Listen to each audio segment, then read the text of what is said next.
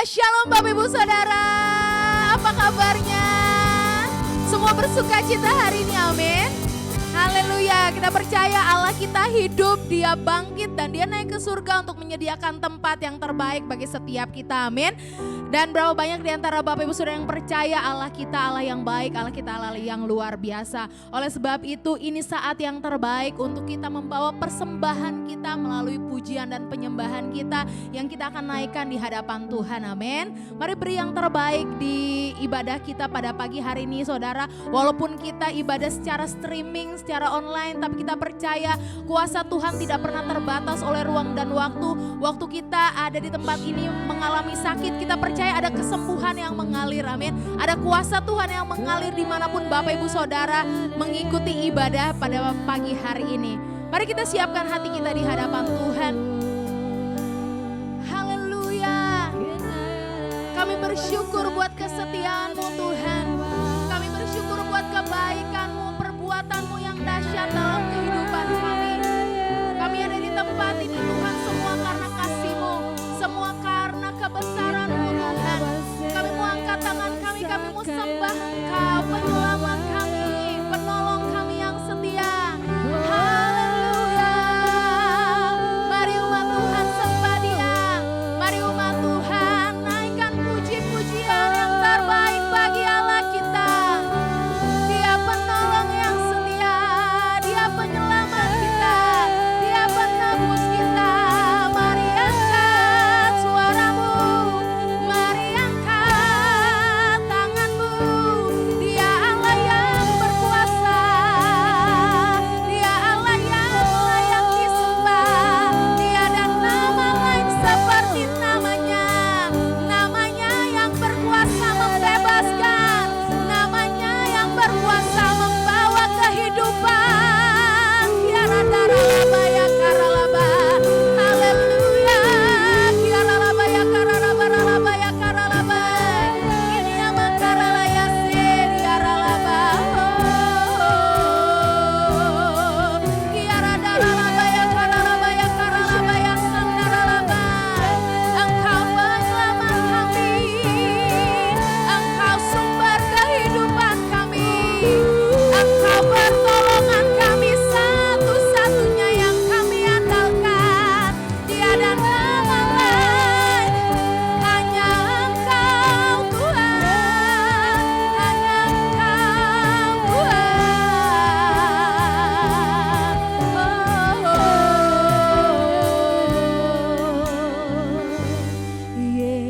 Yesusku, penyelamatku, tiada yang seperti Engkau. Setiap hari ku memuji keajaiban kasih-Mu. Oh, penghibur, pelindung, menara kekuatan. Biarlah semua yang bernafas tak berhenti menyembah-Mu. Nyanyi dan bersoraklah bagi Dia, pujian, hormat, kuasa bagi Raja. Gunung tunduk, laut bergelora, mendengar nama-Mu. Ku bersuka atas perbuatan-Mu, selamanya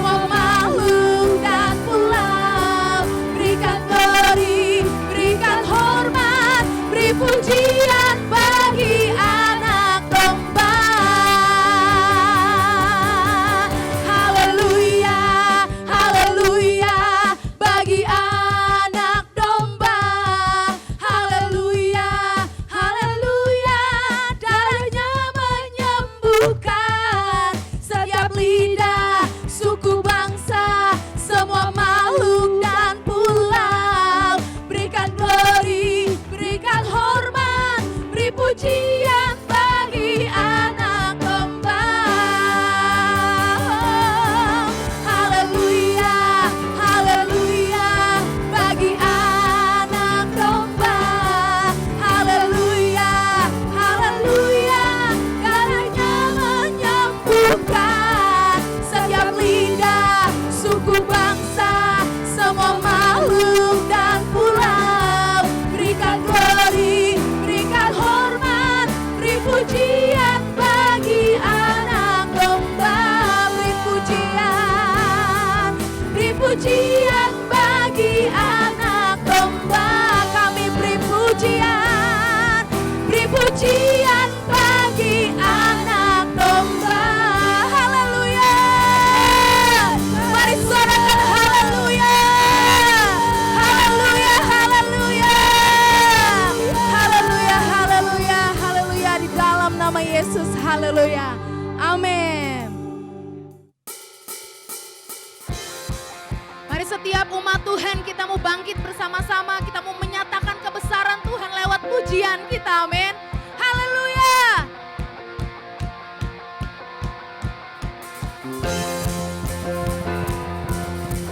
Mari kita semua umat pilihan Tuhan, kita mau menggenapi panggilannya dalam kehidupan kita.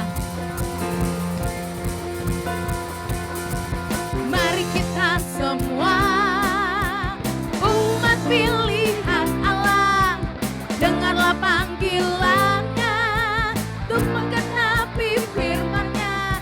Sekaranglah waktunya untuk berdiri bagi bangsa ini.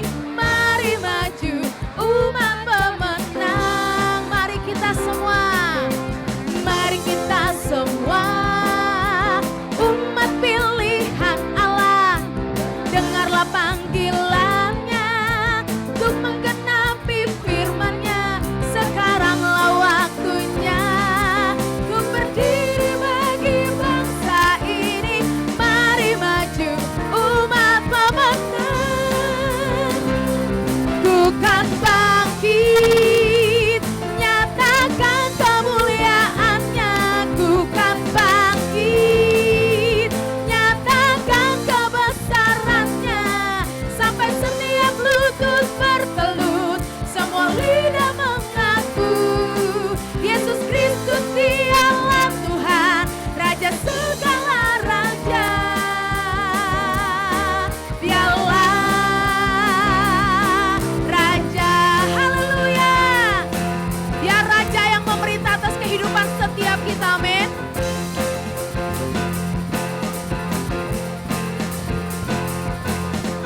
Mari kita semua umat pilihan Allah, dengarlah panggilannya untuk menggenapi firman-Nya. Sekaranglah waktunya untuk berdiri bagi bangsa ini.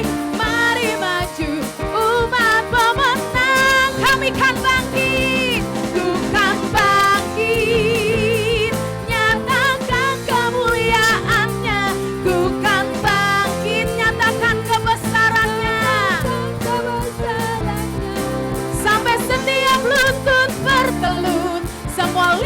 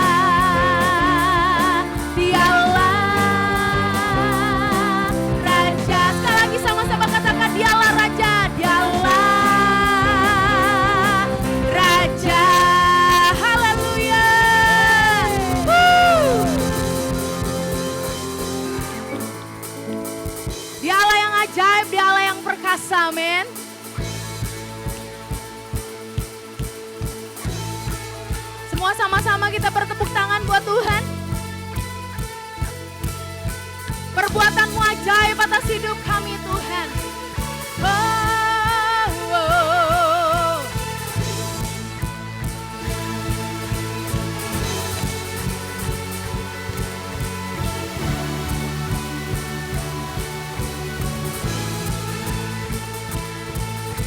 Tak terbayang kebesaran-Mu dan tak berbanding kekuatan-Mu Tuhan.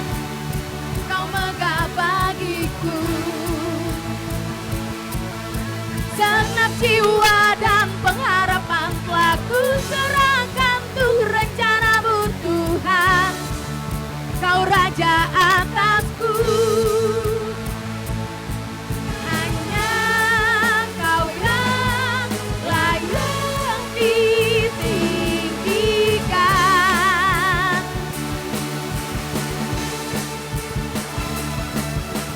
Ajaib Kau Tuhan, agung dan perkasa. Kau sumber kemenangan kami. Amin. Layak berkuasa, memerintah selamanya. Yesus Kaulah Raja mulia. Kau memerintah atas kehidupan kami Tuhan. Tak terbayang kebesaran-Mu dan tak terbanding kekuatan-Mu Tuhan. Kau megah bagiku segenap jiwa dan pengharapan telah ku serahkan untuk rencana-Mu Tuhan. Kau Raja atasku. Hanya Kau yang layak ditinggikan.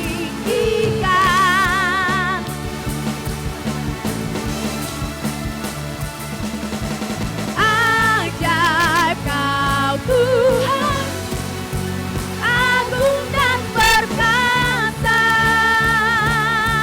Kau sumber kemenanganku, layak berkuasa, memerintah selamanya. Yesus Kaulah Raja mulia.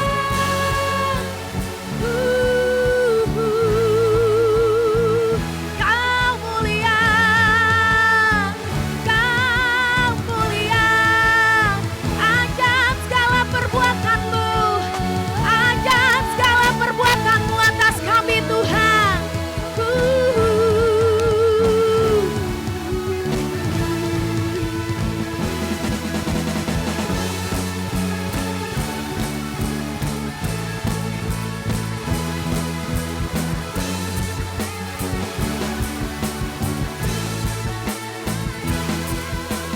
Ajaib Kau Tuhan, agung dan perkasa. Kau sumber kemenanganku, layak berkuasa, memerintah selamanya. Yesus Kaulah Raja mulia. Ajaib Kau Tuhan, agung dan perkasa. Kau sumber kemenanganku, layak berkuasa, memerintah selamanya. Yesus Kaulah Raja mulia. Raja mulia. Raja mulia. Haleluya. Oh, oh. Belum capek untuk memuji Tuhan, amin. Mari sekali lagi beri kemuliaan yang paling meriah buat Tuhan kita. Dia Tuhan yang dahsyat, amin. Dia Allah yang besar, Dia Allah yang sanggup melakukan segala perkara. Dulu, sekarang, dan sampai selama-lamanya, kuasanya tidak pernah berubah, amin saudara.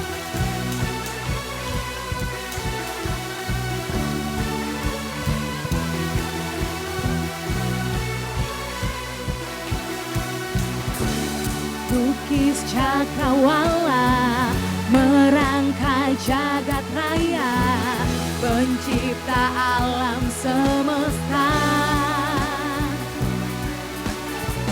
pemilik kehidupan yang sanggup menyelamatkan. Dialah jalan kebenaran.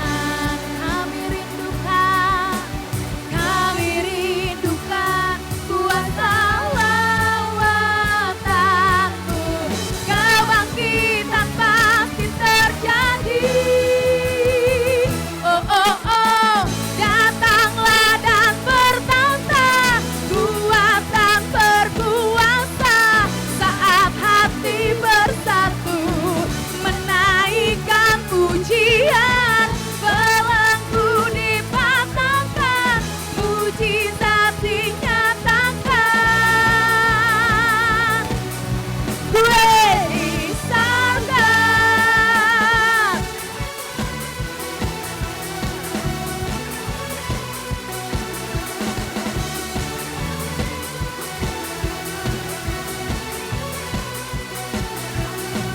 Pelukis cakrawala, merangkai jagat raya, pencipta alam semesta.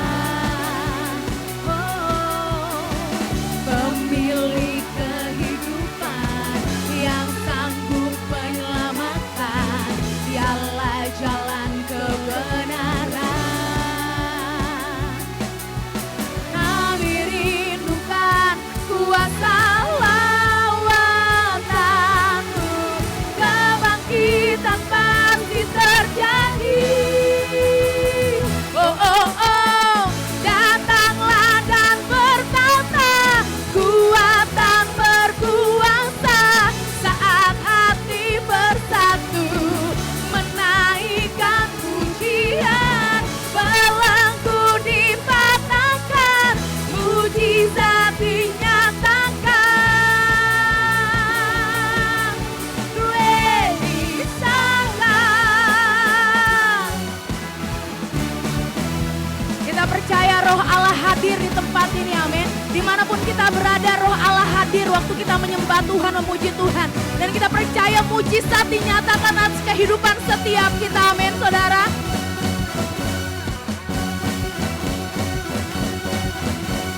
Kami rindukan kuasa lawatan-Mu. Kebangkitan pasti terjadi. Oh, oh, oh, datanglah dan bertata, kuatan berkuasa saat hati bersatu, menaikkan pujian, belenggu dipatahkan, mujizat dinyatakan. Gue disangka, datanglah dan bertata, kuatan berkuasa saat hati bersatu, menaikkan pujian, belenggu dipatahkan, mujizat dinyatakan. Gue disangka, gue disangka, gue disangka. Haleluya, haleluya, haleluya, haleluya, haleluya, haleluya. Kita percaya belenggu dipatahkan, mujizat dinyatakan dalam kehidupan kita. Setiap yang sakit disembuhkan, setiap yang berbeban berat Tuhan berikan kelegaan, amin saudara. Kita percaya ada mujizat Tuhan waktu kita memuji nama Tuhan, amin. Haleluya.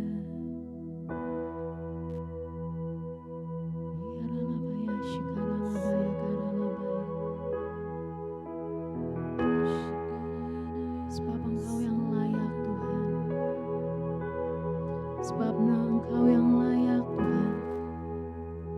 Nama-Mu layak disembah, nama-Mu layak diagungkan Bapa. Kami angkat tangan kami di hadapan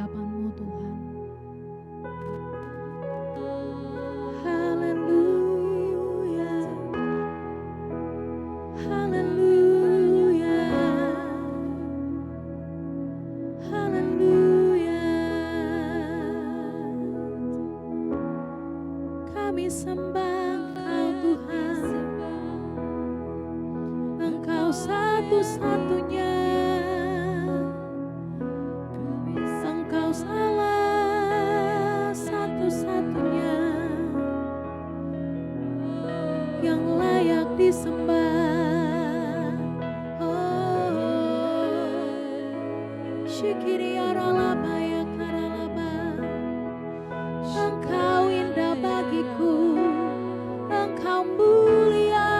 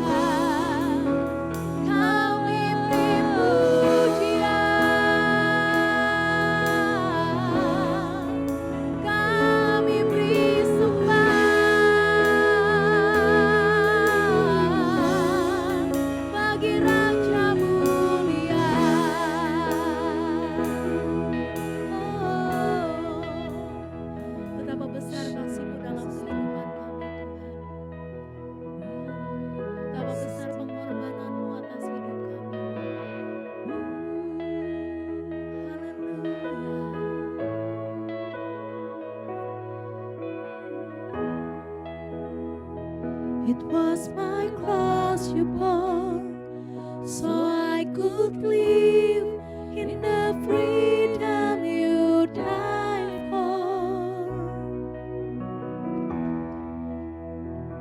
And now my life is yours, and I will sing your goodness forevermore. Worthy is your name, Jesus. You deserve the praise. Worthy is your name. Worthy is your name, Jesus. You deserve the praise. Worthy is your name.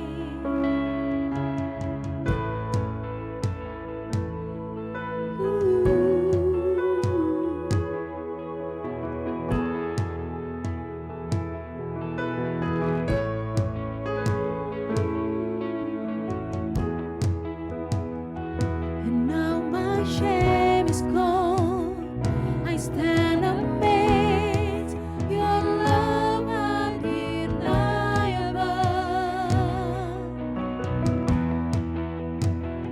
Your grace goes on, and I will sing your goodness forevermore. Worthy is your name, Jesus. You deserve the praise. Worthy is your name. Worthy is your name, Jesus.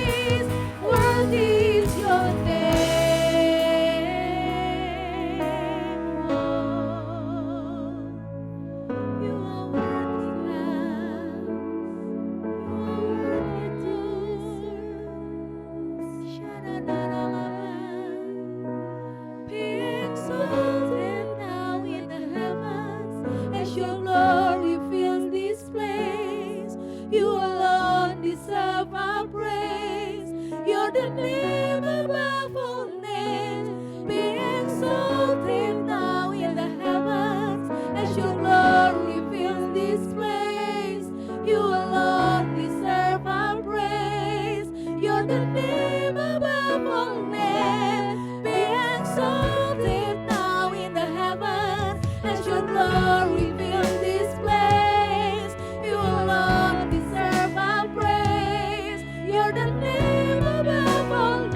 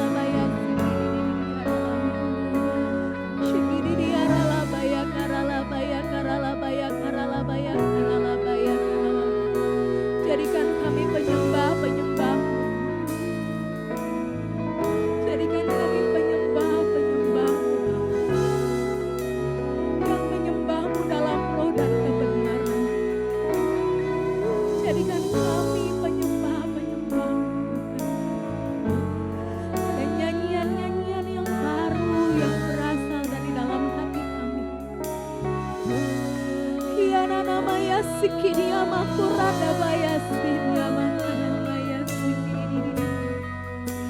Shiara nama ya seria radama. Uriara baya siria radabaya. Iara damaya siria radabaya kiara laba.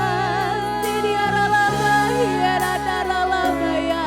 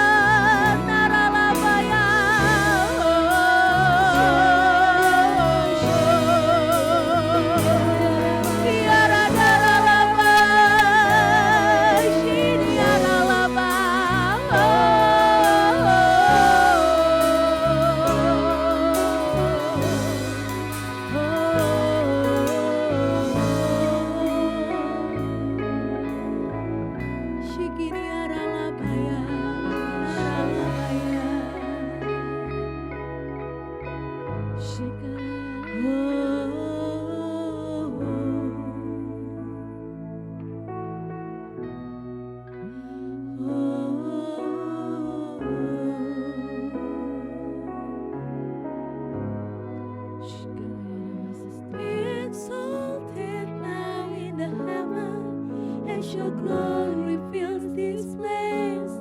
You alone deserve our praise. You're the name above all names. Be exalted now in the heaven as your glory fills this place. You alone deserve our praise. You're the name above all names. Be exalted now in the heaven as your glory fill this place. You alone deserve our praise. You're the name above all names. Be exalted now in the heaven as your glory fill this place. You alone deserve our praise. You're the name above all names.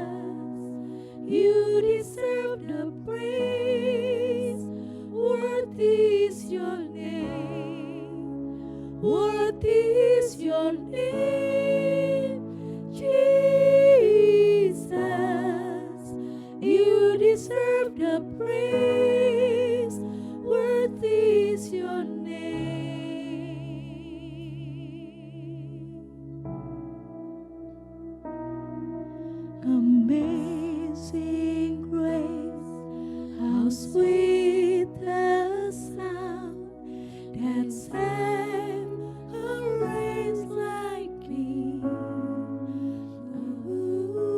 I once was lost, but now I'm found. Was blind, but now I see.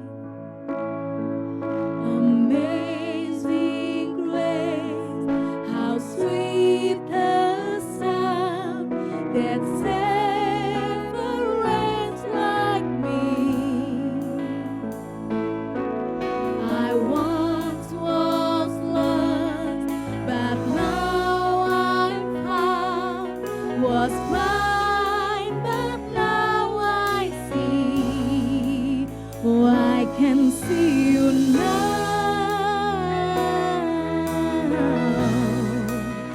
I can see the love in your eyes. Lay yourself down, raising up the broken to life. I can see you now.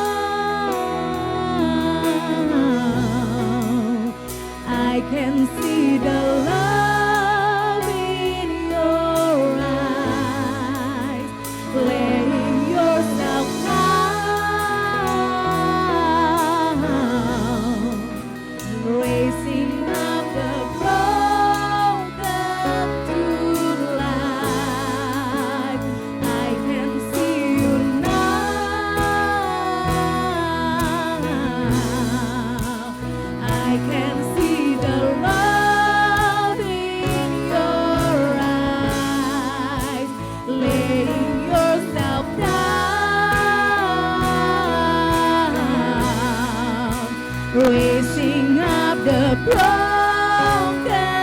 to life. I can see you now.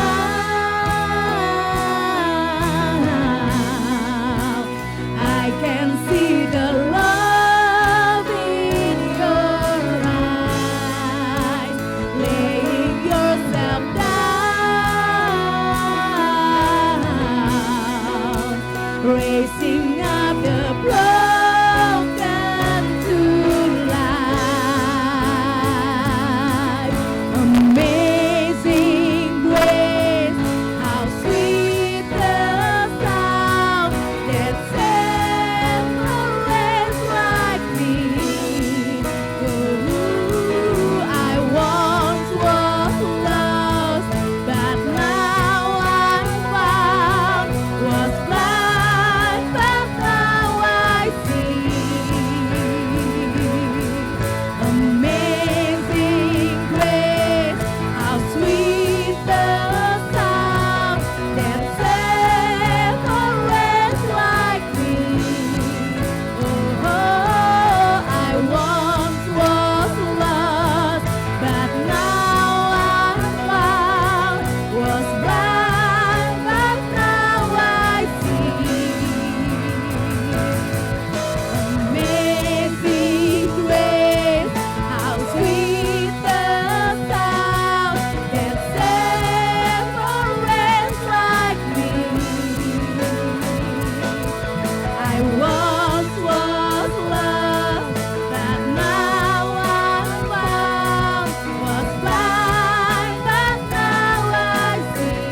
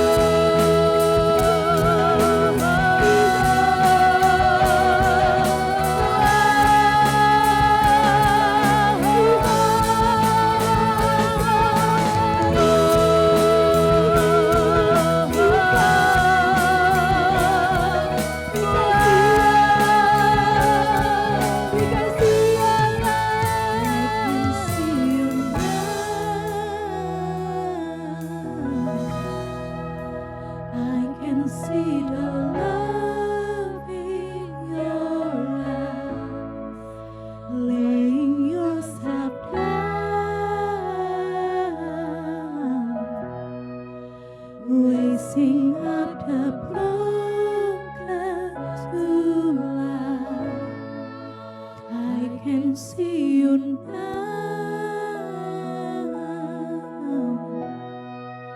I can see the love in your eyes, laying yourself down, raising up the broken to life. I can see you now.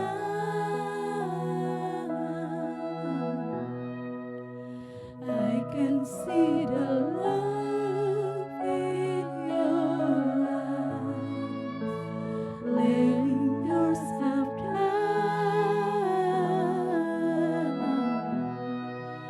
raising up the broken to life.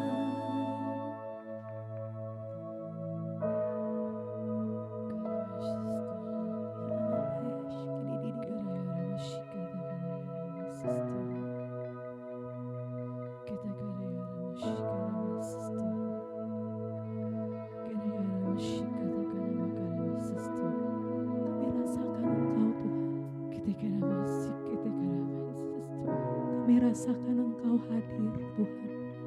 Kami boleh melihat kasih. Kami rasakan Kami kasih-Mu boleh melimpah. melihat kasih-Mu saat ini Tuhan. Kami rasakan Engkau melingkupi kami saat ini Tuhan. Kami boleh melihat cinta-Mu kepada kami Tuhan. Kami boleh melihat betapa kasih-Mu besar untuk setiap kami.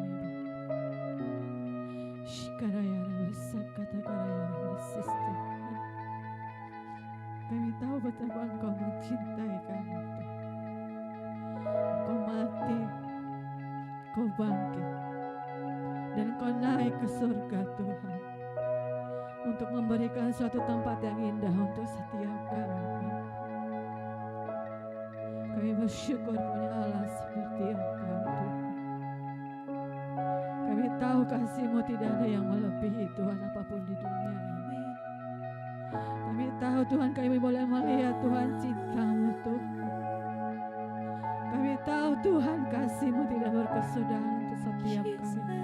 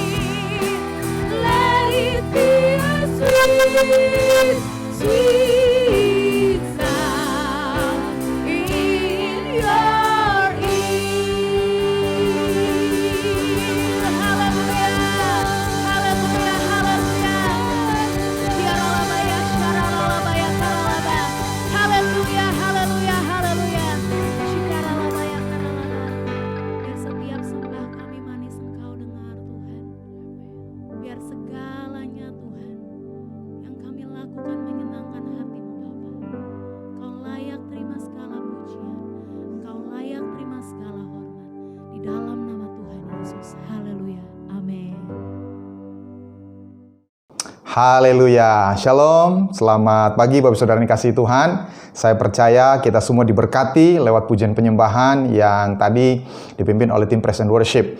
Dan hari ini kita memperingati hari kenaikan Tuhan Yesus. Saya percaya kita bersuka cita bersama-sama keluarga yang kita kasihi. Sebelum kita mendengar firman Tuhan, mari kita tundukkan kepala dan kita berdoa. Haleluya. Syataralabahan daralabatashiki diaralabaralabakaralabahan daralabashiki diaralabaralabaralaba. Koralabaralabashan daralabashiki diaralab. Bapa, kami percaya Engkau sudah hadir dimanapun kami berada saat ini, karena firman-Mu berkata Engkau bertahta di atas pujian kami.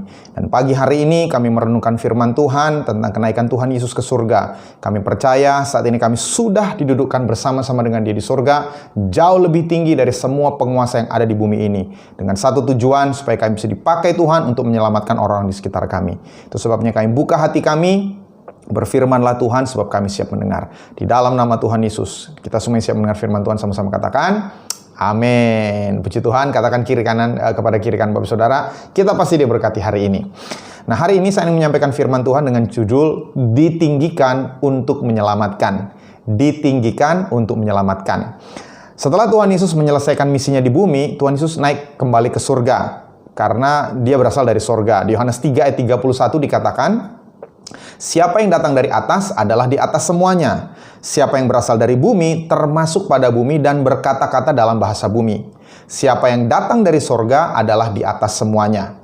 Jadi Alkitab berkata Tuhan Yesus ada di atas semuanya karena Dia berasal dari surga.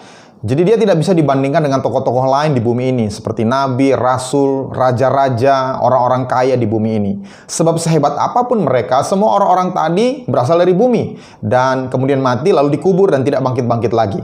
Tetapi Tuhan Yesus berasal dari surga, Dia datang ke bumi, Dia mati di kayu salib, lalu kemudian Dia bangkit pada hari ketiga, dan sesudah itu Dia naik kembali ke surga. Dan suatu saat kelak Dia akan kembali ke bumi untuk memerintah bersama-sama dengan kita secara fisik, bersama semua orang pilihannya.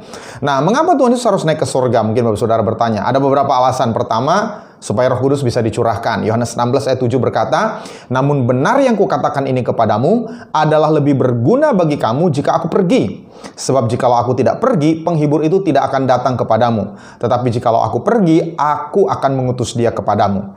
Jadi Alkitab berkata, kalau Tuhan Yesus tetap di muka bumi dan tidak naik ke surga, Roh Kudus tidak bisa datang. Kita tidak bisa dibaptis dalam Roh Kudus untuk bergerak dalam kuasa. Pekabaran Injil akan sangat terbatas, karena tidak semua orang percaya bisa diurapi secara serentak.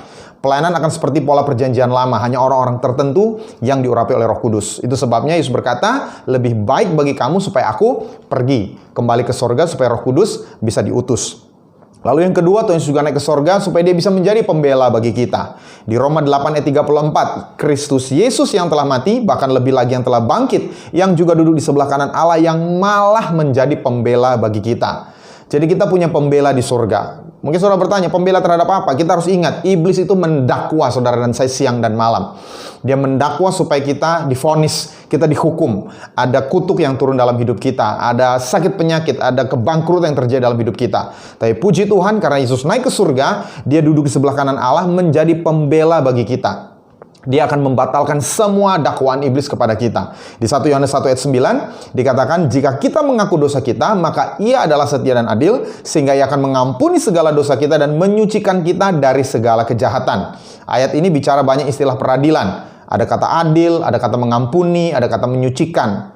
Jadi ini satu pengadilan di alam roh yang membuat kita bisa dihukum karena dosa kita. Tapi karena Tuhan Yesus ada di surga, maka kita memiliki pembela yang sudah menyelesaikan semua kasus kita di kayu salib. Dan Tuhan Yesus juga naik ke surga supaya Dia bisa menyertai kita semua. Di Matius 28 ayat 20. Dan ajarlah mereka melakukan segala sesuatu yang telah kuperintahkan kepadamu, dan ketahuilah, aku menyertai kamu senantiasa sampai kepada akhir zaman. Puji Tuhan untuk penyertaan Tuhan. Dan penyertaan Tuhan ini menyeluruh. Kalau Yesus tetap ada di muka bumi, Dia mungkin hanya bisa menyertai orang-orang di sekitarnya, 5.000 orang di sekitarnya, atau 12 orang di sekitarnya. Tapi ketika Dia naik ke surga, Dia bisa menyertai semua orang yang percaya kepadanya di semua tempat pada segala waktu. Tapi hari ini saya rindu membagikan satu sisi, bahwa Tuhan Yesus naik ke sorga supaya kita punya posisi di tempat yang sama dengan Kristus di sorga, yaitu didudukkan bersama dengan Kristus. Jadi Tuhan Yesus naik supaya kita bisa diangkat tinggi bersama-sama dengan Dia. Dan posisi ini akan sangat mendukung apa yang kita akan lakukan di bumi. Jadi meskipun tubuh kita masih di bumi, tapi secara otoritas dalam hal rohani kita sudah sama posisinya dengan Kristus di sorga, karena Dia naik ke sorga. Jadi tubuh kita ini seperti pelaksana di muka bumi dari otoritas yang kita miliki karena kenaikan Kristus. Efesus 2 ayat yang ke-6 berkata, saya rindu kita baca bersama-sama. Efesus 2 ayat yang ke-6, 1, 2, 3. Dan di dalam Kristus Yesus, Ia telah membangkitkan kita juga dan memberikan tempat bersama-sama dengan Dia di sorga. Alkitab berkata, Kristus dibangkitkan dan juga kemudian dia naik ke surga supaya kita bisa diberikan tempat bersama-sama dengan Dia di surga. Dalam New King James Version dikatakan, and raised up together and made us sit together in the heavenly places in Christ Jesus. Kata in Christ Jesus ini kalau dalam bahasa Yunani itu bisa diterjemahkan juga bersama. Jadi kalau diterjemahkan dikatakan kita dibangkitkan dan didudukkan bersama Kristus di surga. Jadi kita memiliki satu tempat duduk, satu posisi yang sama dengan Kristus. Karena Kristus dinaikkan, ditinggikan, kita memiliki tempat yang juga sangat tinggi. Dan ada tujuannya, supaya kita bisa punya dampak di bumi ini. Kita punya posisi yang sangat tinggi di surga, supaya kita punya dampak di bumi ini. Tapi sama seperti prinsip kuasa dan otoritas. Ada namanya otoritas exousia dan kuasa dunamis. Sama dalam hal juga duduk dengan Kristus. Ada sesuatu yang kita sudah miliki sebagai otoritas, tapi ada yang harus kita lakukan supaya kuasa itu bisa terjadi di muka bumi. Exousia itu bicara ketika kita menjadi lahir baru, kita menjadi anggota keluarga Allah, kita memiliki otoritas sebagai anak-anak Allah. Sementara dunamis adalah kuasa yang bekerja secara nyata ketika kita dibaptis dalam Roh Kudus, ketika kita bergerak di dalam iman. Jadi satu sisi kita ada satu otoritas didudukan bersama dengan Kristus di tempat yang maha tinggi. Namun ada yang perlu kita lakukan supaya otoritas itu bisa menjadi kuasa yang berdampak di muka bumi. Dan sekali lagi, Tuhan mendudukkan kita bersama-sama dengan Dia di surga untuk maksud penyelamatan. Katakan penyelamatan. Jadi ada orang-orang di sekitar kita yang Tuhan izinkan ada dalam hidup kita yang kita perlu selamatkan. Ada keluarga-keluarga yang perlu kita selamatkan. Ada bisnis-bisnis, ada komunitas-komunitas yang perlu kita selamatkan. Ada sekolah-sekolah, ada kampus-kampus yang Tuhan mau pakai untuk kita selamatkan. Nah, kita akan belajar dari kisah Esther. Saya renungkan kehidupan Esther dan saya dapat pengertian ini bahwa ketika Esther diangkat menjadi Ratu Ahasuerus, itu merupakan gambaran ketika kita diangkat menjadi mempelai Kristus. Jadi satu kali Ahasuerus ini seorang raja yang mengepalai 120 wilayah. Jadi kalau kita umpamakan dia menjadi seperti raja di atas segala raja di zamannya, King of Kings.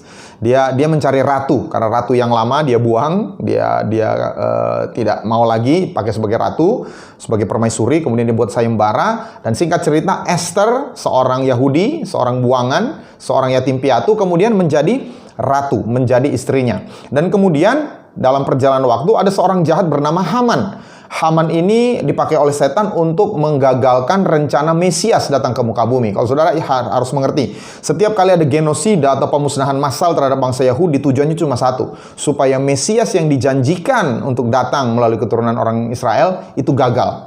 Jadi ketika ada genosida di Babel direncanakan oleh Haman, ketika ada rencana pemusnahan keturunan Yakub waktu itu oleh orang Amalek, waktu itu juga oleh orang-orang Kanaan, tujuannya satu, iblis mau menggagalkan rencana Allah mendatangkan juru selamat melalui Mesias keturunan Yahudi. Dan hal yang sama terjadi. Sehingga Esther kemudian dibangkitkan Tuhan, dinaikkan dalam posisi yang tinggi. Esther 4 ayat 14 berkata, sebab sekalipun engkau pada saat ini berdiam diri saja, bagi orang Yahudi akan timbul juga pertolongan dan kelepasan dari pihak lain. Dan engkau dan kaum keluargamu akan binasa. Siapa tahu, mungkin justru untuk saat yang seperti ini engkau beroleh kedudukan sebagai ratu. Jadi Mordekai berkata, justru untuk kedudukan dengan kedudukan ratu lah engkau bisa menyelamatkan bangsamu. Tuhan punya rencana menaikkan Esther ke satu tempat yang sangat tinggi di kerajaan Ahasuerus untuk bisa menyelamatkan orang Israel. Nah, saya mau pakai ilustrasi ini untuk menggambarkan kita didudukan bersama dengan Kristus. Sama seperti ketika Esther diangkat menjadi ratu, kita diangkat menjadi mempelai Kristus, duduk bersama-sama dengan Kristus. Tapi ada hal-hal yang Esther lakukan. Apa yang dia lakukan? Satu sisi dia sudah jadi ratu, tapi ada hal-hal yang dia lakukan untuk dia bisa membuat otoritasnya sebagai ratu berdampak bagi penyelamatan bangsanya. Dan Esther juga memiliki dilema. Apakah dia akan meresikokan posisinya sebagai ratu? Dia nyaman, dia seharusnya tidak peduli bangsanya dibinasakan. Dia bisa saja play safe. Sama mungkin sebagian kita bisa saja play safe. Kita sudah diselamatkan, kita mengalami hidup yang diberkati, kita tutup mata, kita tidak peduli dengan orang di luar sana. Tapi kita tahu ceritanya, Esther ambil resiko untuk dia menyelamatkan bangsanya. Nah, saya bagikan 3 hal. Apa yang Esther miliki dan apa yang Esther lakukan, sehingga dia mempunyai posisi yang sangat tinggi, sama seperti kita ditinggikan ketika Kristus naikkan ke surga, dan juga dia punya dampak. Yang pertama, dia seorang perawan. Katakan sama-sama, seorang perawan. Apa maksudnya? Di Esther 2 ayat 2-3, maka sembah para biduan dan raja yang bertugas pada baginda, hendaklah orang mencari bagi raja gadis-gadis, yaitu anak-anak dara. Dalam bahasa Inggris itu young virgins atau perawan, yang elok rupanya. Hendaklah raja menempatkan kuasa-kuasa di segenap daerah kerajaannya, supaya mereka mengumpulkan semua gadis, anak-anak dara yang elok rupanya di dalam benteng Susan, di balai perempuan, di bawah pengawasan Hegai, sidai-sidai raja, penjaga para perempuan. Hendaklah diberikan wangi-wangian kepada mereka. Nah, dalam konteks rohani, menjadi mempelai Kristus, tentu kita tidak bisa berkata ini perawan secara fisik. Tapi ini bicara tentang secara rohani. Nah, dalam perjanjian baru, Rasul Paulus menggambarkan apa yang dimaksudkan dengan perawan secara rohani. Dalam hubungannya sebagai Tuhan Yesus itu mempelai kita. Di 2 Korintus 11 ayat yang kedua. 2 Korintus 11 ayat yang kedua berkata, sebab aku cemburu kepada kamu dengan cemburu ilahi, karena aku telah mempertunangkan kamu kepada satu laki-laki untuk membawa kamu sebagai perawan suci kepada Kristus. Jadi Rasul Paulus menggambarkan jemaat Korintus ini sudah dipertunangkan kepada Kristus, dan mereka harus menjaga seperti perawan suci sampai pada hari pernikahannya. Jadi gereja itu adalah seperti perawan yang sedang menanti-nantikan hari pernikahannya dengan mempelainya, yaitu Tuhan Yesus yang sudah naik ke sorga. Dan perawan ini harus menjaga kesetiaannya yang sejati sampai hari pernikahannya. Dan Paulus mengingatkan, ada yang bisa merusak kesetiaan tersebut. Di ayat yang ketiga dan keempat. Tetapi aku takut kalau pikiran kamu disesatkan dari kesetiaan kamu yang sejati kepada Kristus, sama seperti Hawa diperdayakan oleh ular itu dengan kelicikannya. Sebab kamu sabar saja jika ada seorang datang memberitakan Yesus yang lain daripada yang telah kami beritakan, atau memberitakan kepada kamu roh yang lain daripada yang telah kamu terima, atau Injil yang lain daripada yang telah kamu terima. Jadi Rasul Paulus mengingatkan, kesetiaan sejati gereja kepada Kristus itu bisa dirusak ketika pikiran disesatkan. Ketika jemaat Korintus pikirannya disesatkan, mereka akan berubah setia kepada Tuhan Yesus. Dan Rasul Paulus mengingatkan, ini terjadi juga dengan Hawa. Hawa diperdayakan oleh ular. Apa yang menyebabkan Hawa itu pikirannya disesatkan? Karena dia tidak mengikuti firman Tuhan secara total, secara penuh, tidak 100%. Tuhan katakan jangan makan buah ini, nanti kamu mati. Dia berkata jangan raba. Dia mengubah firman yang Tuhan sampaikan. Dan akhirnya dia diperdaya oleh iblis. Dia makan, dia beri kepada suaminya. Dan kemudian mereka berdua akhirnya jatuh di dalam dosa. Tanggal 27 April, Bapak Saudara, saya mendapat mimpi diangkat ke surga. Translation kalau kata Ibu Claudia. Jadi berpindah secara cepat ke surga. Ceritanya ini dalam mimpi ya. Kami ada beberapa orang sedang persekutuan. Komsel sepertinya ya. Lalu kemudian ada satu orang sedang sharing. Saya tidak kenal orang itu. Dia wajahnya itu mirip-mirip bule Timur Tengah gitu ya. Dan kemudian dia bilang sesuatu. Ini yang disampaikan Tuhan Yesus. Nah di mimpi itu dalam hati saya nggak percaya. Ah masa Tuhan Yesus bilang seperti itu. Lalu tiba-tiba dia berkata, kalau nggak percaya tanya aja sendiri. Waktu dia katakan tanya aja sendiri, tiba-tiba ada sesuatu yang lepas dari badan saya. Kalau saudara pernah naik kora-kora ya, lalu kemudian pas lagi turun, itu tiba-tiba kayak nafas kita ketarik, tapi kan cuma sampai di hidung ya, lalu turun lagi. Kalau ini benar-benar lepas. Dan tiba-tiba saya ganti scene, ganti ruangan, saya ada di satu tempat, dan saya tahu itu surga, suasananya pesta. Nah, di tengah suasana pesta itu, saya lihat ada seorang anak, kira-kira usia 10-11 tahun, dia berkata, ini pesan Tuhan Yesus untuk kamu. 1 tahun, 2 tahun, setengah tahun. 1 tahun, 2 tahun, setengah tahun. Kalau Bapak Saudara baca di Alkitab hanya 3 ayat yang mengatakan 1 masa, 2 masa, setengah masa. Dan itu berkaitan dengan akhir zaman. Tapi yang kedua, saya dengar satu pesan untuk Ketua Umum Sinode kita, Pastor Martinus. Jaga kemurnian makanan yang kau berikan kepada domba-dombaku.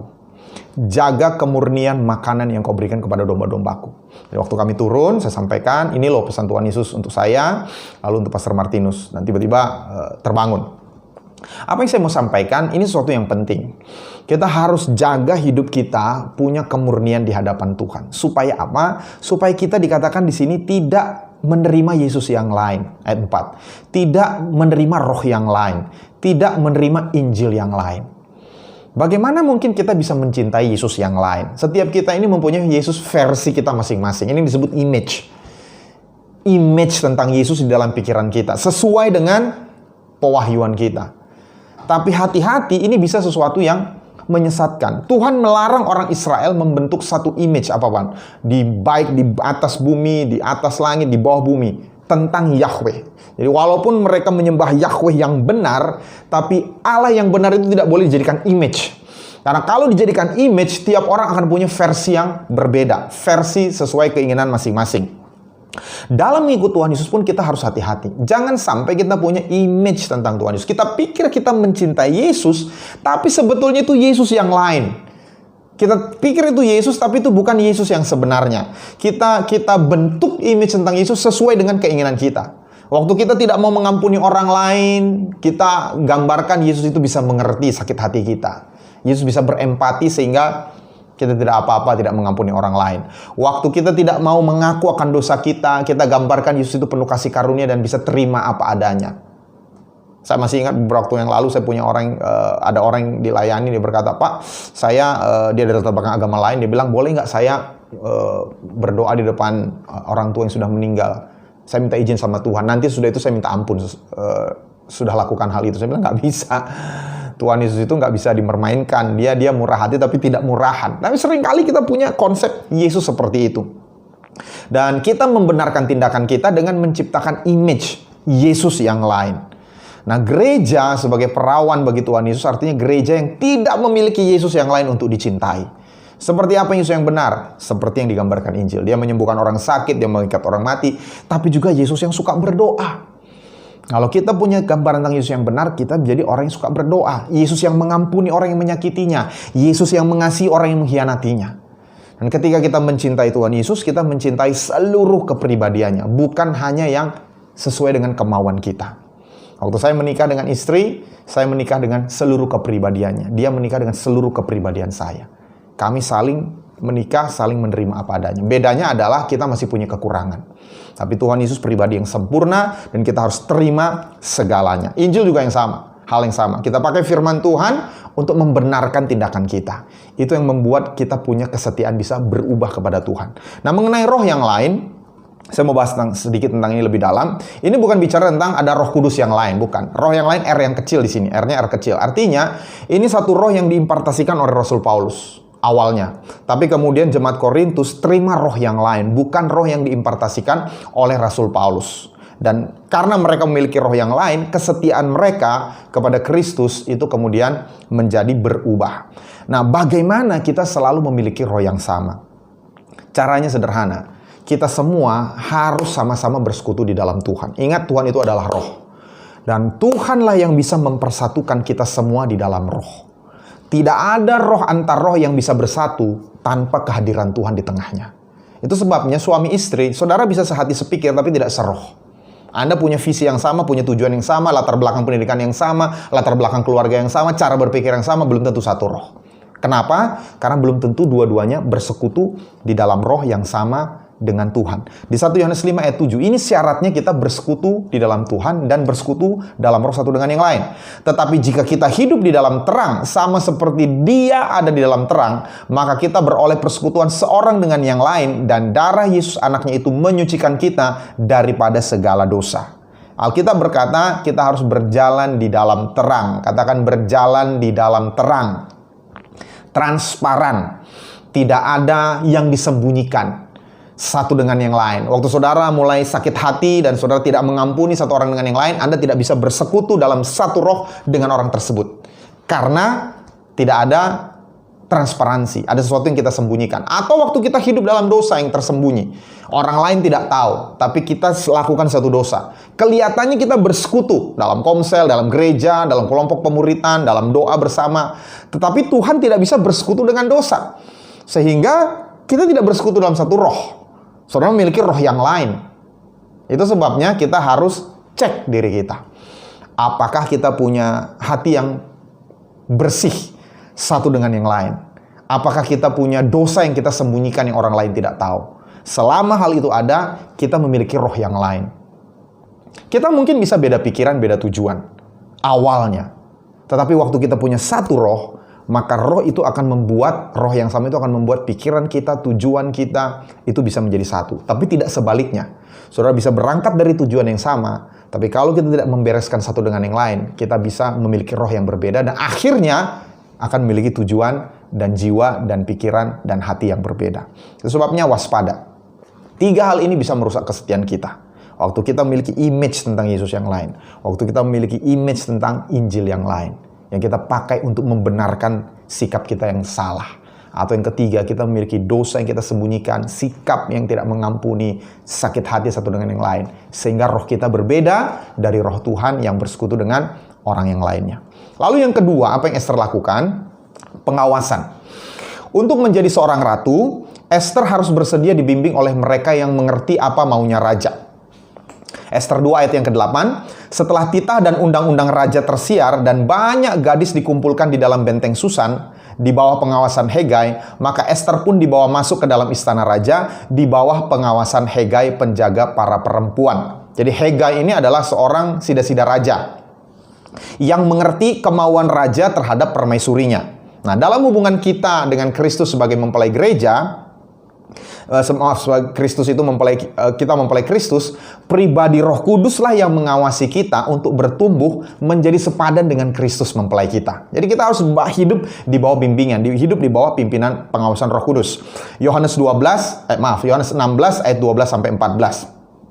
Masih banyak hal yang harus kukatakan kepadamu, tetapi sekarang kamu belum dapat menanggungnya. Tetapi apabila ia datang, yaitu roh kebenaran, ia akan memimpin kamu ke dalam seluruh kebenaran. Sebab ia tidak akan berkata-kata dari dirinya sendiri, tetapi segala sesuatu yang didengarnya, itulah yang akan dikatakannya. Dan ia akan memberitakan kepadamu hal-hal yang akan datang.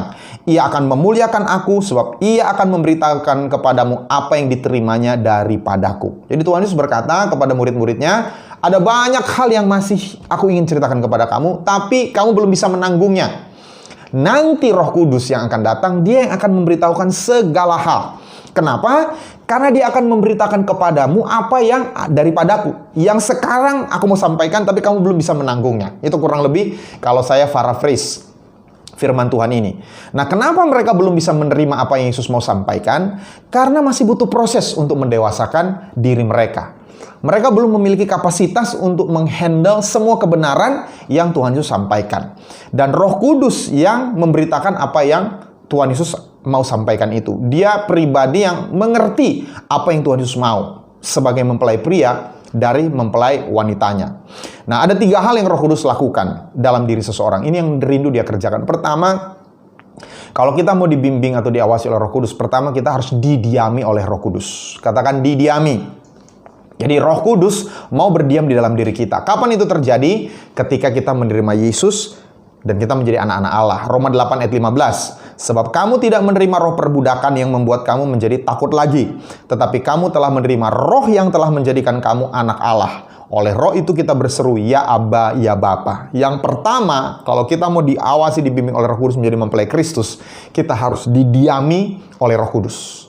Roh Kudus ada di dalam diri kita, lalu oleh roh itu kita berseru, ya Aba, ya Bapa. Jadi ini terjadi waktu kita menjadi anak Allah. Kita menerima Yesus, Yohanes 1:12 berkata, tapi semua orang yang menerimanya diberinya kuasa menjadi anak-anak Allah. Waktu kita menerima Yesus, kita menjadi anak Allah, roh Allah berdiam dalam diri kita. Tapi tidak berhenti di situ. Waktu kita mau bertumbuh dalam bimbingan Roh Kudus, kita harus dibaptis dalam Roh Kudus. Ini berbeda dengan sekedar didiami oleh Roh Kudus. Kisah Rasul 1 ayat yang kelima. Sebab Yohanes membaptis dengan air, tetapi tidak lama lagi kamu akan dibaptis dengan Roh Kudus.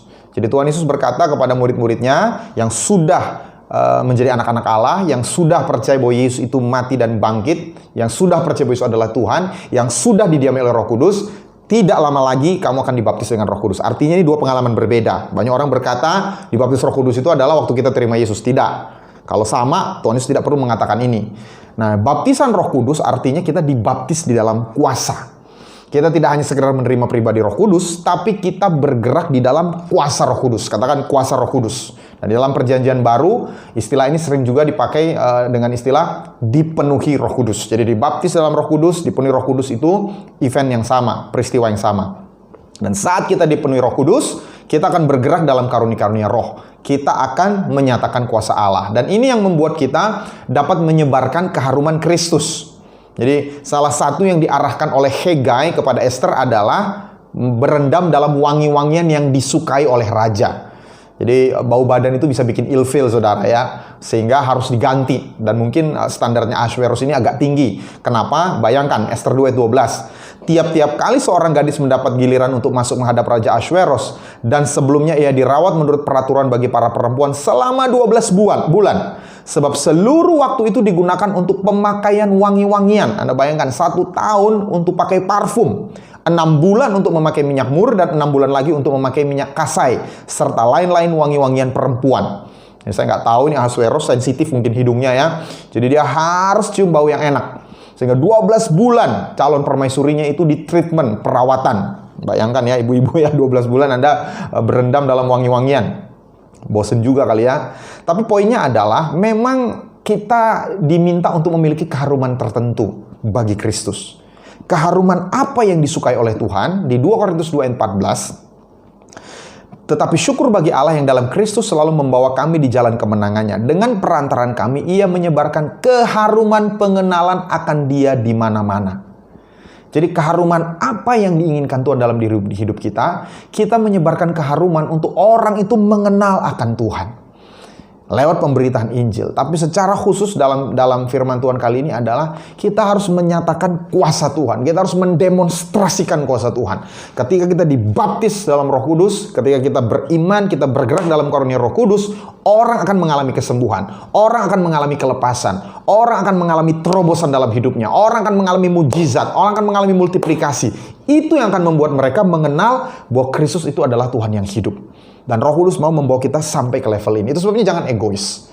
Kita jangan hanya menikmati hidup didiami oleh Roh Kudus, menjadi bait Roh Kudus. Kita menikmati hadirat Tuhan. Kita menikmati penyembahan dengan Tuhan. Ketika kita lemah, kita berdoa dalam Roh, kita dikuatkan.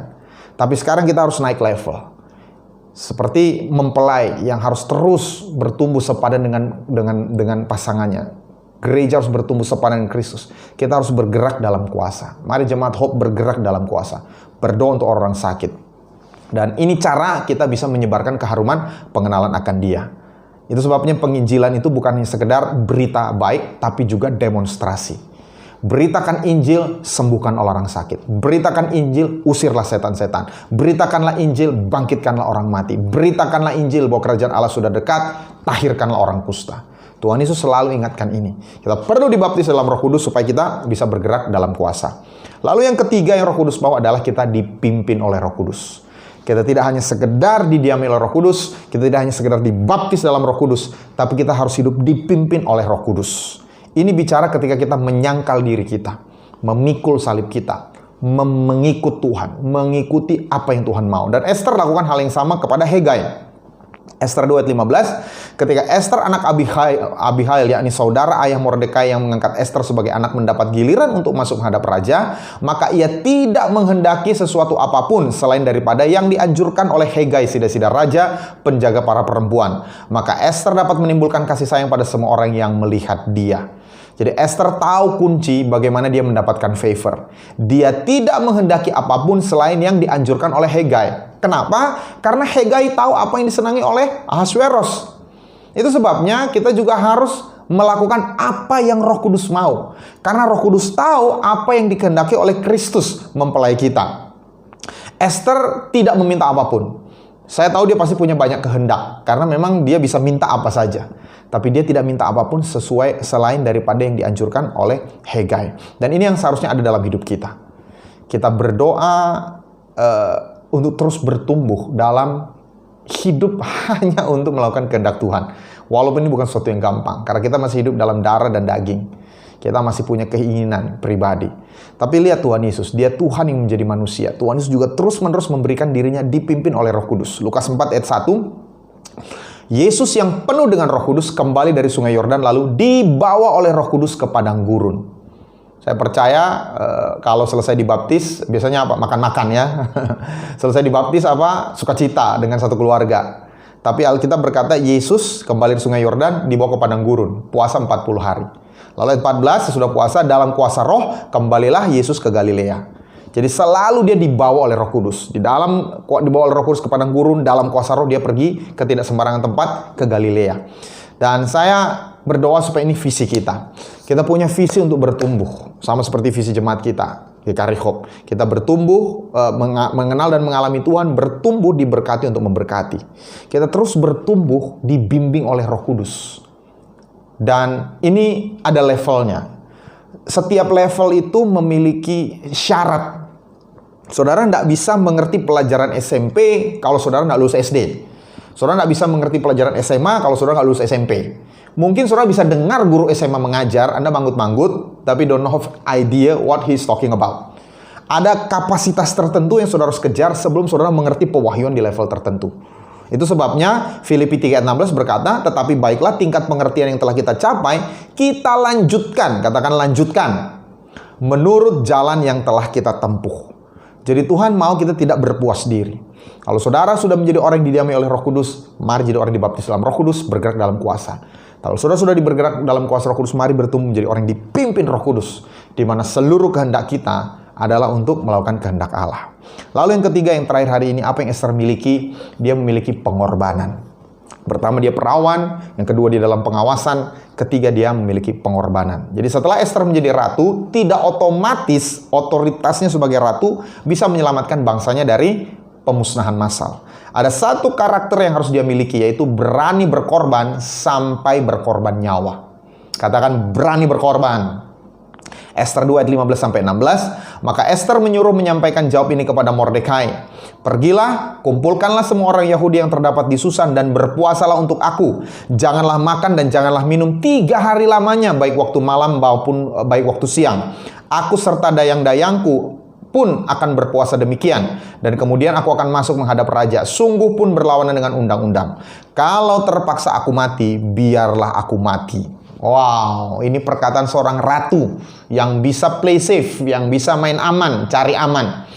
Tapi dia punya satu tujuan yang worth dying for. Satu tujuan yang dia pantas untuk korbankan nyawanya untuk mencapainya. Ada seorang yang berkata bahwa hidup itu tidak layak untuk dihidupi kalau dia tidak punya tujuan yang layak dibela sampai mati. Itu yang membuat seseorang itu berdampak dalam hidupnya. Apa yang membuat seseorang itu punya pengaruh dalam hidupnya? Waktu dia menjalani hidup yang memiliki tujuan yang layak untuk diperjuangkan, bahkan dengan mempertaruhkan nyawa. Di situ nanti kuasa Tuhan akan bekerja. Rasul Paulus memiliki prinsip seperti itu. Kisah Rasul 20 ayat 24. Tetapi aku tidak menghiraukan nyawaku sedikit pun, asal saja aku dapat mencapai garis akhir dan menyelesaikan pelayanan yang ditugaskan oleh Tuhan Yesus kepadaku untuk memberi kesaksian tentang Injil kasih karunia Allah. Dia tidak menghiraukan nyawanya sedikit pun. Dia rela mengorbankan nyawanya asal dia bisa menyelesaikan pelayanan yang ditugaskan oleh Tuhan Yesus kepadanya. Tuhan Yesus juga memberikan teladan yang sama. Matius 20 ayat 28, sama seperti anak manusia datang bukan untuk dilayani, melainkan untuk melayani. Dan untuk memberikan nyawanya menjadi tebusan bagi banyak orang.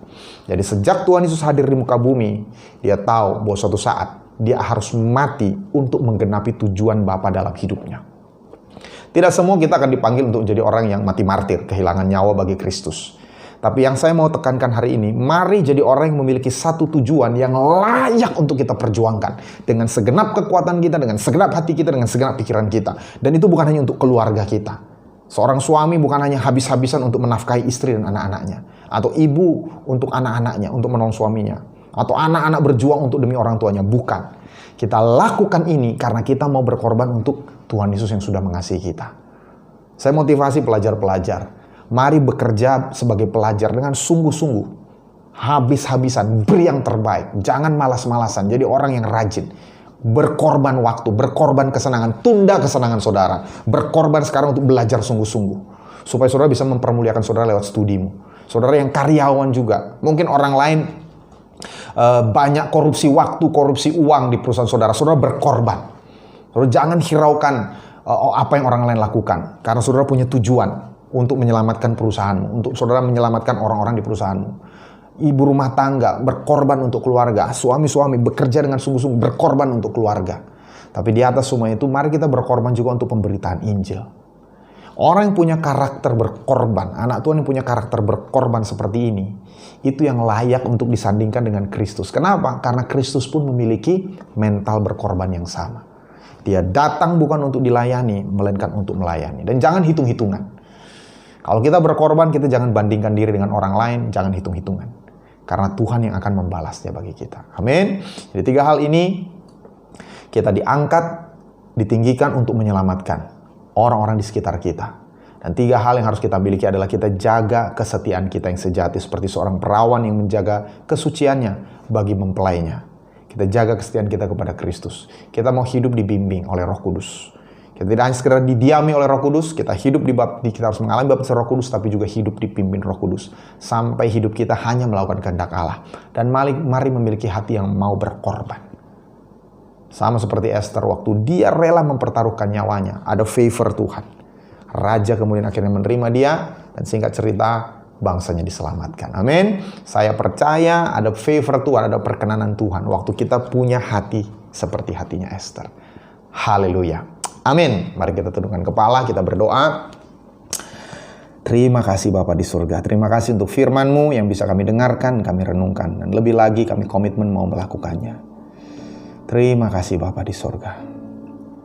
Berapa banyak yang hari ini sesudah mendengar firman Tuhan, saudara berkata, iya, sama seperti Esther yang ditinggikan. Aku percaya aku juga ditinggikan, didudukkan bersama-sama dengan Kristus di surga. Dan aku mau pakai otoritasku itu untuk menyelamatkan orang-orang di sekitarku. Tolong aku Tuhan. Pakai aku Tuhan seperti Esther menyelamatkan bangsanya. Aku menyelamatkan keluargaku. Aku menyelamatkan komunitasku. Aku menyelamatkan perusahaanku. Aku menyelamatkan kantor tempat aku bekerja. Menyelamatkan sekolah, kampus di mana aku belajar. Terima kasih Tuhan Yesus, aku didudukkan bersama dengan Kristus. Sehingga aku punya otoritas dan kuasa untuk menyelamatkan hal-hal yang sudah terancam di sekitarku. Mungkin ada pernikahan yang hampir bercerai. Pakai aku untuk menyelamatkan pernikahan itu. Mungkin ada orang-orang yang sudah putus asa, ingin mengakhiri hidupnya. Pakai aku untuk menyelamatkan mereka. Tapi sebelumnya Tuhan selamatkan kami. Kami sendiri juga butuh Engkau selamatkan Tuhan. Hamba memberkati Tuhan setiap bapak saudara yang sudah mendengar firman Tuhan ini. Kalau ada di antara mereka yang sedang dalam kondisi terdesak, secara sakit penyakit, mereka mengalami sakit penyakit yang tidak bisa disembuhkan. Hari ini kami datang kepadamu. Hari ini kami berseru kepada Yesus, dokter di atas segala dokter. Hamba-Mu deklarasikan kesembuhan di dalam nama Tuhan Yesus. Atas semua tubuh yang sakit saat ini. Saudara yang mendengar firman Tuhan ini terima dengan iman. Bahwa oleh bilur-bilur Yesus engkau sudah sembuh. Engkau bukan akan sembuh, engkau sudah sembuh. Percayalah bahwa engkau telah menerimanya, maka hal itu akan diberikan kepadamu. Hamba juga deklarasikan Tuhan ada keselamatan atas semua keluarga kami. Orang-orang yang belum mengenal Tuhan diselamatkan. Hamba juga berdoa Tuhan ada berkat finansial, terjadi terobosan keuangan, ada ide-ide, ada inovasi-inovasi, ada strategi-strategi baru yang Tuhan berikan kepada kami. Dan Tuhan memberkati setiap ide itu Tuhan. Ide itu akan menyelamatkan ekonomi kami. Terima kasih Bapa di surga. Dan kami sepakat hari ini kami menghancurkan setiap roh Haman, roh pembinasa yang mencuri, membunuh, membinasakan hidup kami. Dalam nama Tuhan kami tolak keluar. Dan kami percaya otoritas kami sama dengan otoritas Kristus. Karena kami duduk bersama Kristus. Otoritas di atas segala kuasa. Dan setan harus takluk dengan perkataan kami di dalam nama Yesus. Berkati juga anak-anak kami Tuhan. Supaya sedari kecil mereka terus bertumbuh dalam bimbingan Roh Kudus. Mereka menjadi orang-orang yang didiami oleh Roh Kudus. Mereka menjadi orang-orang yang dibaptis dalam Roh Kudus. Dan mereka menjadi orang-orang yang dipimpin oleh Roh Kudus senantiasa. Terima kasih Bapa, kami puji Engkau, kami muliakan Engkau. Di dalam nama Tuhan Yesus. Kita semua yang mengasihi Tuhan sama-sama katakan, amin. Puji Tuhan. Tuhan Yesus memberkati. Selamat menikmati hari ibadah kenaikan Tuhan Yesus. Shalom. Shalom Bapak Saudara, saya mengucapkan selamat hari kenaikan Tuhan Yesus untuk setiap Bapak Ibu Saudara yang menyaksikan ibadah kenaikan pada hari ini. Kita percaya Tuhan Yesus naik ke sorga untuk mencurahkan Roh Kudus bagi gerejanya agar orang percaya merasakan tuntunan Tuhan dan dipenuhi Roh Kudus. Sebelum kita tutup ibadah kenaikan Tuhan Yesus dan doa berkat, kita akan memberikan persembahan. Tapi sebelum kita memberikan persembahan, kita akan mendengar firman Tuhan terlebih dahulu. Mari kita buka Alkitab kita dalam kitab 1 Raja-Raja pasal yang ke-18 ayat 36 sampai ayat yang ke-38. Kita akan mendengar sedikit cerita tentang seorang tokoh yang juga sama seperti Tuhan Yesus yang terangkat ke surga. Tokoh tersebut adalah Elia.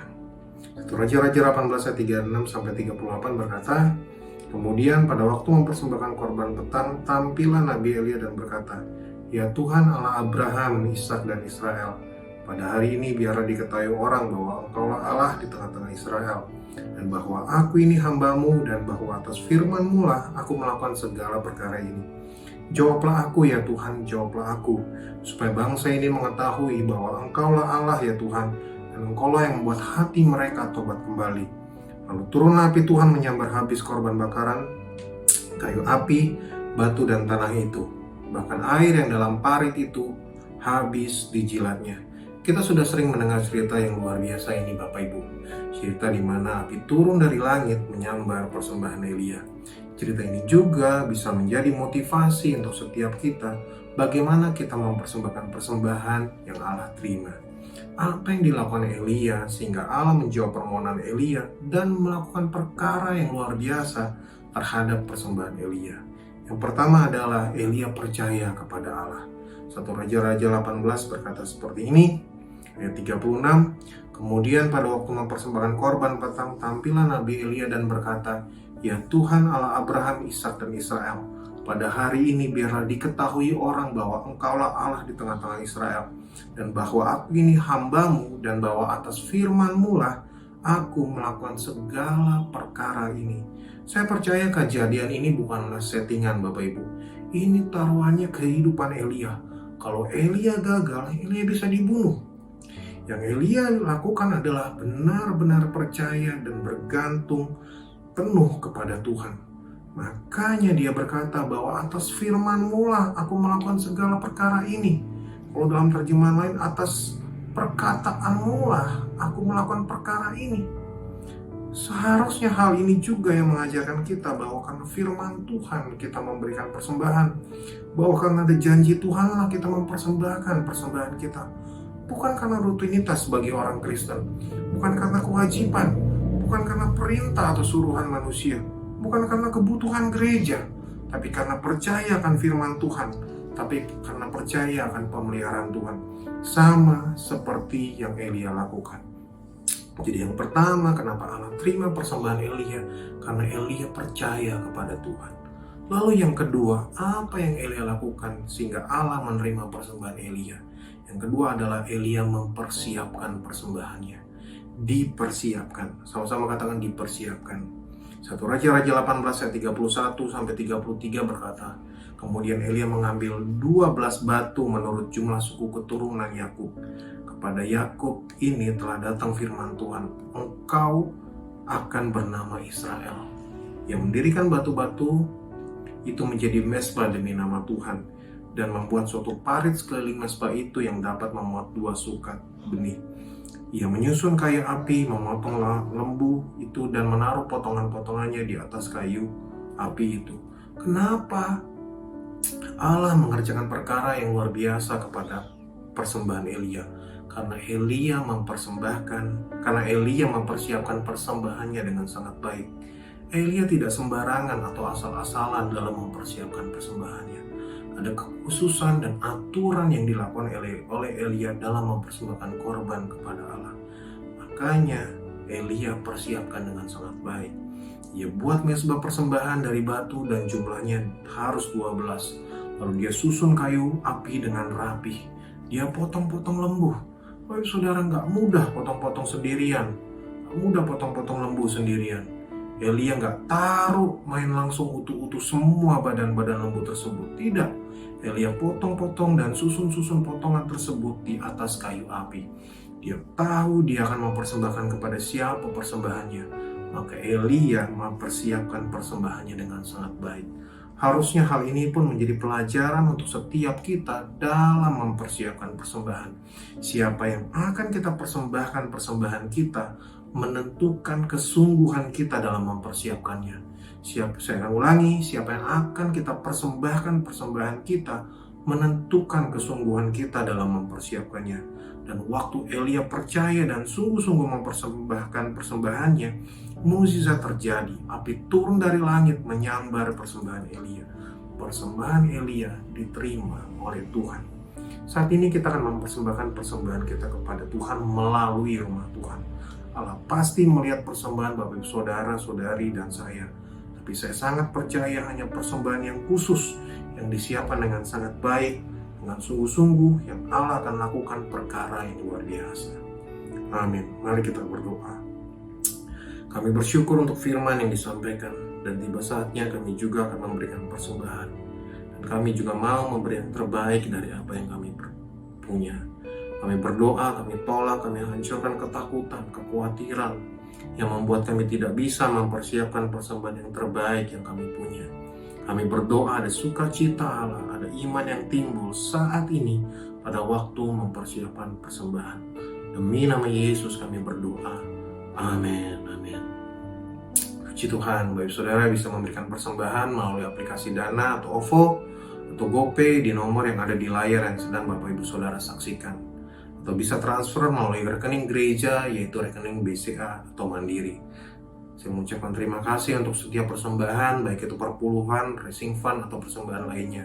Sekali lagi saya mengucapkan selamat hari kenaikan Tuhan Yesus untuk kita semua. Mari kita siapkan hati kita untuk kita menerima curahan kuasa Roh Kudus yang dahsyat untuk setiap kita. Tuhan Yesus memberkati.